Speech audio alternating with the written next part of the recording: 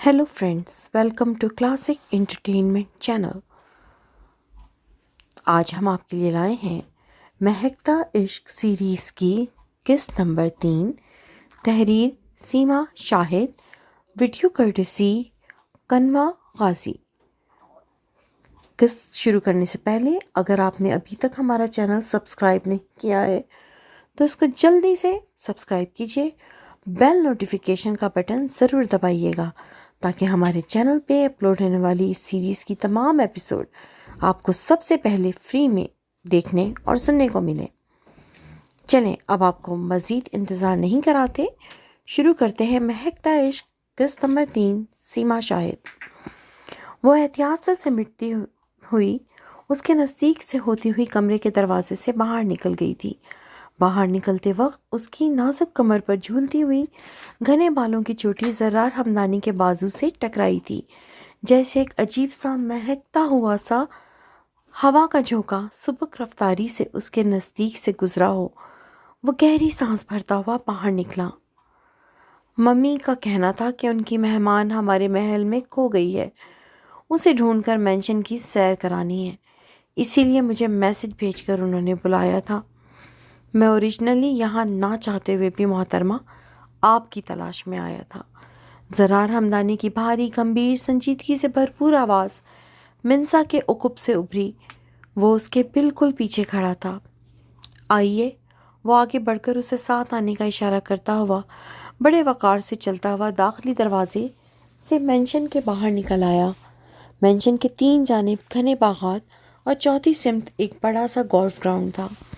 मिंसा ने आगे चलते ज़रार हमदानी को बेचारगी से देखते हुए अपने पैरों पर नज़र डाली। वो इस वक्त नाजुक सी 2 पट्टी की हील वाली सैंडल पहनी हुई थी। ज़रार आगे जाकर रुक गया था और अब इत्मीनान से मिंसा को एहतियात से घास पर चलता हुआ देख रहा था। कई जगह उसकी हील नरम ज़मीन में धंसी थी। तुम्हें बेहतर शूज़ पहनने चाहिए थे, इतना शूज़ सेंस तो होना चाहिए। वो उसके करीब आने पर नाकदाना अंदाज में उसकी सैंडल को देखते हुए बोला। मुझे नहीं पता था कि मुझे आज जंगल नुमा बागात में वॉक करनी होगी, वरना। वो बोलते बोलते रुक गई। एक याद सी आंखों में झिलमिलाई थी। उसे हमेशा से नाजुक सैंडल, हाई हील्स पसंद थी। यूं कह लें कि अच्छे सैंडल्स उसकी कमज़ोरी थे। कैसा भी मौसम हो, कहीं भी जाना हो, वो बस खूबसूरत नाजुक से सैंडल ही पहनती थी। और बासित हमेशा उसकी शूज़ चॉइस पर उसे तंग करता था, छेड़ता था। मिंसा ने सख्ती से अपने सुर्ख लबों को भींच कर आंखों में पानी उतरने से रोका था। ऐसी न जाने कितनी मीठी यादें थीं जो बेखबरी में उसके साथ चली आती थीं। ज़रार ने मिंसा के इस रिएक्शन को अपने दिए गए कमेंट का नतीजा समझा था। उसे सच्चाई नहीं पता थी। उसे लम्हे भर को अपने हार्श कमेंट पर शर्मिंदगी महसूस हुई थी। मैं तुम्हें सिर्फ छेड़ रहा था। तुम चाहो तो सैंडल पहनकर स्विमिंग करो, मुझे उससे कोई फ़र्क नहीं पड़ता। वो एक सेकंड को दोस्ताना अंदाज में उसके कंधे पर हाथ रखता हुआ बोला तो वो बिदक कर पीछे हटी। आई अपोलोजाइज मिस रिजवी, मुझे नहीं पता था कि पाकिस्तानी लड़कियां किसी का टच करना पसंद नहीं करती। सुना बहुत था कि रूल होता है सिर्फ महरम ही छू सकता है, मगर एक्सपीरियंस नहीं था। और मेरी राय के मुताबिक यही रूल तुम पाकिस्तानी लड़कियों को मुनफरिद बनाता है। वो साफ गोई से बोला था। उसकी बात सुनकर मिंसा ने अचंभे से उसे देखा। वो खुद भी तो आधा पाकिस्तानी आधा अंग्रेज़ था, मगर शायद खुद को पाकिस्तानी मानता नहीं था। क्या पता मुसलमान भी सिर्फ नाम का हो, वो सोच रही थी। वैसे तुम अच्छी खासी तल्ख लड़की हो, लगता ही नहीं अलीना मामी जैसी खुश अखलाक खातून की इतनी बद अखलाक भांजी भी हो सकती है। वो उसके चेहरे के उतार चढ़ाव देखता हुआ सरसरी अंदाज में बोला। जिंदगी हर इंसान के लिए फूलों का झूला नहीं होती। और जहाँ तक बात है मेरे तल्ख होने की, तो लगता है आज तक आपका वास्ता किसी मुस्लिम अपनी कदरें पहचानने वाली लड़कियों से नहीं पड़ा, वरना आप जान जाते कि नामहरम से मुस्कुराकर या नरमी से बात करने की ममानियत है हमारे मज़हब में। وہ اپنی آواز مدھم رکھتے ہوئے بولی۔ وہ نہیں جانتی تھی کہ اسے لارڈ زرار ہمدانی کو اس کی بات اچھی لگی یا بری، لیکن اسے پرواہ نہیں تھی کہ پہلی ہی ملاقات میں وہ اس سے اجنبیوں جیسا برتاؤ کر رہی تھی۔ وہ اس کے لیے اجنبی ہی تو تھا اور نہ ہی اس کا محترم زرار ہمدانی سے تعلقات بڑھانے کا کوئی ارادہ تھا۔ کچھ دیر خاموشی سے وہ اس کے ساتھ چلتی ہوئی باغات دیکھتی رہی۔ ایک آکورڈ سا سناٹا ان کے درمیان چھا گیا تھا۔ آپ الینا خالہ کو کب سے جانتے ہیں؟ منسا نے سوچ سمجھ کر ٹاپک بدلنے کی کوشش کی کہ خالہ اور آتکا آنٹی کی بات کرنا بہتر تھا۔ زرار ہمدانی نے اس کے احمقانہ سوال پر اسے تعصب سے گھورا کہ کامن سینس کی بات تھی، وہ اس کی مامی تھی، وہ پیدا ہی ان کے سامنے ہوا تھا، تو یہ کب سے جانتے ہیں والا سوال احمقانہ ہی تسلیم کیا جا سکتا تھا۔ انہیں ساری زندگی سے جانتا ہوں، وہ توقف کر کے بولا۔ جب تم پیدا ہوئی تھی میں تب شاید 10 سال کا تھا۔ 10 سال کے بچے کی اچھی خاصی شارپ میموری ہوتی ہے۔ پہلے مامی کا سارا پیار صرف میرے لیے تھا، پھر وہ تمہارا اکثر ذکر کرنے لگی، اور ابھی کچھ ماہ سے تو وہ بس تمہاری ہی باتیں کرتی ہیں۔ ہم اکثر سوچتے تھے کہ ان کی مامی کی بھانجی اب اتنی بھی پرفیکٹ نہیں ہو سکتی جتنا وہ بتاتی ہیں۔ مگر وہ رکا اور اس نے منسا کو بغور دیکھا۔ کم سے کم ان کی ایک بات تو بالکل درست تھی کہ تم واقعی بہت خوبصورت ہو۔ وہ سادے سپاٹ لہجے میں بولا۔ زرار کا لہجہ ایسا تھا کہ منسا کو اپنی توہین سی محسوس ہوئی۔ کیا وہ یہ جتانا چاہ رہا تھا کہ اس کی خالہ اسے پلیٹ میں رکھ کر اس کے سامنے پیش کرنا چاہ رہی تھی؟ وہ دونوں اس وقت باغ کے سینٹر میں پہنچ چکے تھے۔ شام ڈھلنے کو تھی، سرد ہوا چل رہی تھی۔ منسا کو اب سردی کے ساتھ کپکپاہٹ سی فیل ہو رہی تھی، اور زرار ہمدانی اس کی اس کیفیت سے بخوبی آگاہ تھا۔ کیا آپ اجنبیوں کو اسی طرح سے پریشان کرتے ہیں؟ وہ ڈوبتے ہوئے سورج کو دیکھتے ہوئے بولی۔ میں نے سنا تھا کہ اسکاٹش بہت مہمان نواز ہوتے ہیں، لیکن ضروری نہیں کہ ہر سنی سنائی بات سچ ثابت ہو۔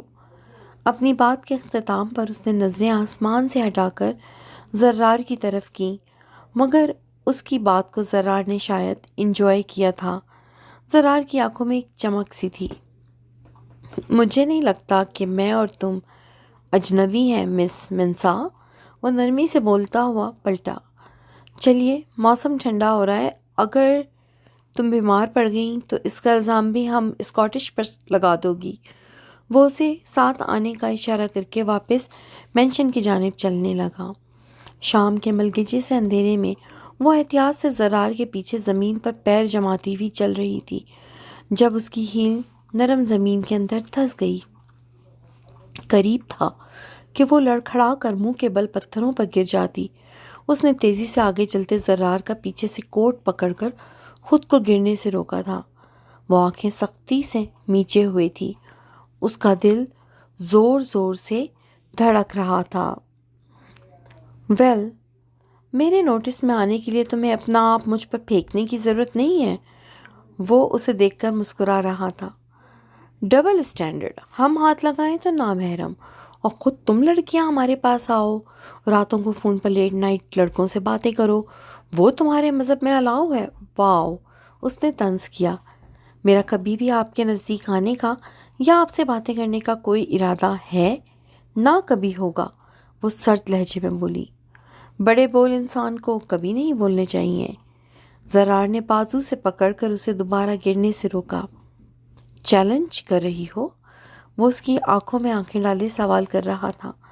منسا نے نفی میں سر ہلاتے ہوئے اپنی گھنیری پلکیں جھکا لی تھیں۔ زرار نے اس کا بازو چھوڑ کر اب اس کا ہاتھ تھام لیا تھا۔ یہ صرف تمہیں یہاں سے جلد از جلد نکالنے کے لیے تھاما ہے، ورنہ جس طرح تم بار بار کیچڑ میں اٹک رہی ہو، میرا وقت برباد ہو رہا ہے۔ وہ اپنے ہاتھ تھامنے کی وجہ بتاتا ہوا چہرے پر سنجیدگی طاری کیے چلنا شروع ہو گیا تھا۔ وہ خاموشی سے اس کے ساتھ چل رہی تھی۔ زرار ہمدانی جیسا موسٹ وانٹڈ بیچلر اگر یہ سوچ رہا ہے کہ وہ جان کر اسے پھنسانے کے لیے اس کے قریب آئی تھی تو وہ غلط نہیں تھا، کیونکہ یہ سب علینا خالہ کی مہربانی تھی، جنہوں نے اس کے قصیدے پڑھ پڑھ کر اس کی پوزیشن خراب کر دی تھی۔ ظاہر ہے وہ کوئی دودھ پیتا بچہ تو نہیں تھا نا، کہ جان نہ پاتا کہ خالہ ہر وقت کیوں بھانجی کی تعریف کرتی رہتی ہیں۔ خالہ منسا نے بے بسی سے دانت پیسے کہ ان بزرگوں کو شاید اس دنیا میں میچ میکنگ کے علاوہ اور کوئی کام نہیں تھا۔ لڑکا لڑکی کیا چاہتے ہیں یہ ان آنٹیز کی نظر میں اہم نہیں ہوتا، وہ خود کس کو کس کے ساتھ دیکھنا چاہتی ہیں یہ اہم ہوتا ہے۔